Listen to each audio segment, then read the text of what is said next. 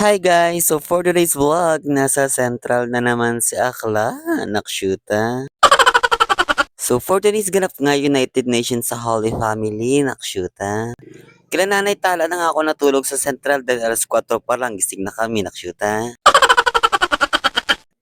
Apat nga palang hawak namin, dalawang lalaki, dalawang babae, nakshuta, pero kayang-kaya. Pero go sa mga oras na to, gusto ko pang matulog dahil di na nga talaga ako sanay magising ng gantong oras, nakshuta.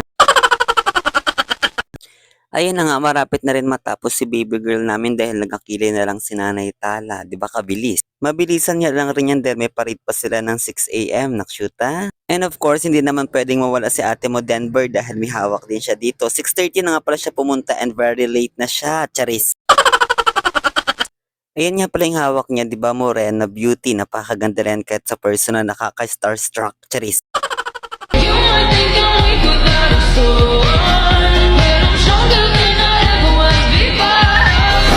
Ito nga pala yung lalaki na hawak namin, napakagwapo na yung kahit sa person.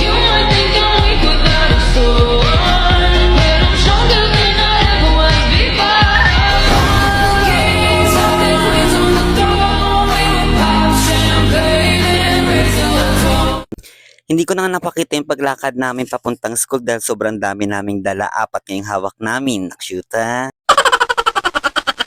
Medyo na po sa loob ng simbahan. Start pa lang mas 8:30 sa lahat ng mga estudyante. May mas pa nga ang mga estudyante ng 8:30 kaya nung oras na rin kami nakapagsimula, super haggard na ng mga muse namin, charis. Ayan yung hawak ni ate mo JC, siya ang may dala ng Philippines, nakshuta, super ganda din na yan.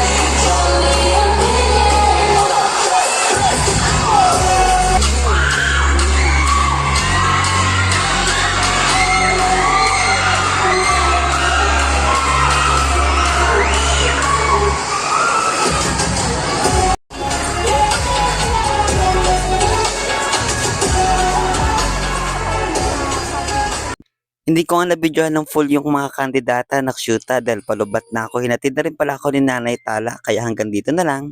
Bye-bye!